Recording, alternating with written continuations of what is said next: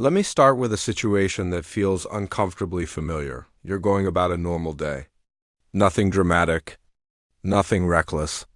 Just trying to keep up, then something small goes wrong, a warning light appears on your dashboard, your phone screen cracks, your landlord sends a message. A bill hits earlier than expected. You already know the solution isn't catastrophic. It's annoying but manageable. If you had the money, $200 or $300, that's it, but you don't. You check your account, and the number staring back at you makes your chest tighten. So you do what millions of people do every day. You delay, you ignore. You hope, and for a while, it seems fine until it isn't, because the cruel truth about money is this: small problems don't stay small when you're broke, they grow. They stack. They multiply. What could have been a minor inconvenience quietly turns into a financial disaster.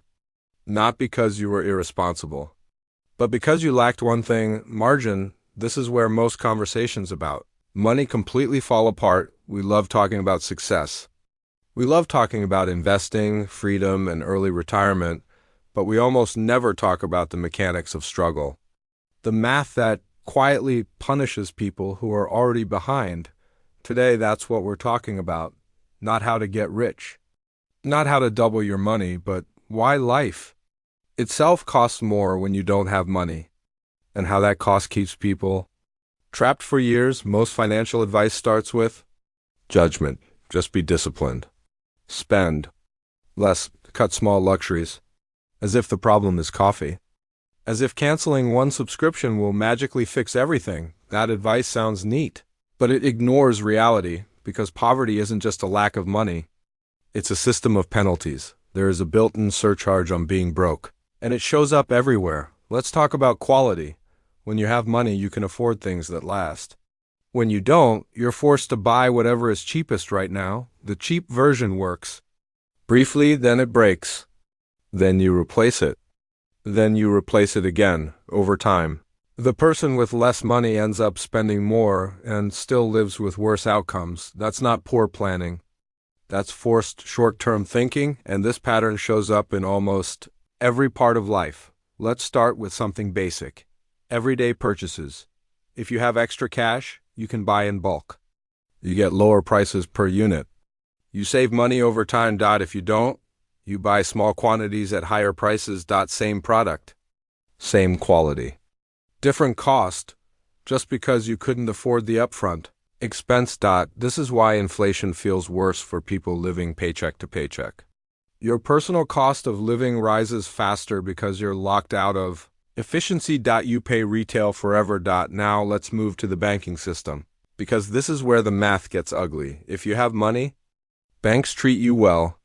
No fees, no penalties, no stress. If you don't, every mistake becomes expensive. One overdraft can cost more than the transaction itself. A small shortfall triggers a massive fee. Think about that. You didn't borrow hundreds.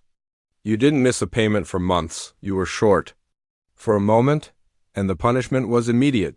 Banks make billions every year from fees that come almost entirely from people with the least money. The wealthy earn interest. Everyone else pays it. That's not accidental. That's the system working exactly as designed. Then there's credit. When your finances are stable, borrowing is cheap. Low interest. Favorable terms, flexibility. When you're struggling, borrowing becomes predatory. High interest. Rigid contracts.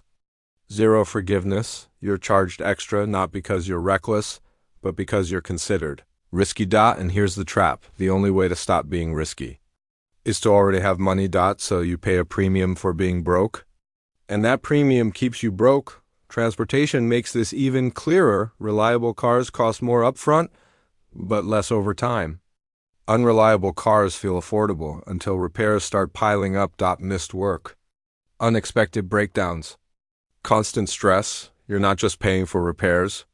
You're paying with your time, your energy, and your opportunities, and time is the most expensive currency of all. Housing might be the biggest example. Rent feels flexible, but it's the most expensive long-term option. You pay every month and build nothing.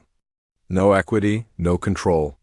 No stability. Ownership lowers costs over time. but only if you can afford the entry. If rent consumes most of your income, saving becomes impossible. So you stay locked in, paying more for less, and the costs don't stop there. No washer or dryer. Laundry now costs hours instead of minutes. No nearby grocery store. Food costs more and takes longer to access. Every basic task has friction when you don't have money. Life requires more effort for the same result, and that effort adds up. Here's the part most people miss. Being broke doesn't just drain your bank account. It drains your mental energy. When you're constantly worried about money, your brain shifts into survival mode. You focus on today. You react instead of plan. Studies have shown that financial stress reduces cognitive performance, not because people are less capable, but because their mental bandwidth is consumed. That's why short-term solutions feel tempting. That's why bad deals feel necessary. It's not laziness. It's overload. People with money don't just buy better products. They buy mental peace. They don't waste energy managing constant crises. They can think long-term because their short-term needs are covered. This is why financial stability compounds faster than people realize. So how do you escape a system like this? Not by chasing big wins. Not by taking risky bets. The first goal isn't growth. It's stability. The most powerful financial move when you're struggling is creating a buffer, even a small one, because once you have margin, the penalties start disappearing. Small problems stay small. Fees stop hitting as often. Better options become accessible. Money stops being reactive and starts becoming strategic. This is where thinking shifts. Instead of asking, "Can I afford this payment?" you ask, "What does this cost me over time?" That single question changes everything. The system relies on people not understanding this math. Late fees, convenience charges, disposable products. When you stop paying the poverty premium, you become a bad customer for predatory systems and a better manager of your own life. So here's the practical takeaway. Audit your life for hidden penalties caused by lack of money. Not luxuries. Not guilt spending. Look for places where being broke is quietly draining you. Fix a week at a time, not to feel rich, but to stop being punished, because the moment you understand that poverty has a built-in surcharge, you stop blaming yourself and start dismantling the trap. That's how people slowly buy their way out. Not overnight, not perfectly, but deliberately. And once you do, life doesn't just get cheaper. It gets lighter. If this made something click for you, share it with someone who needs to hear it. We talk about success constantly, but rarely about the math of survival. And if you want more conversations like this, you know what to do.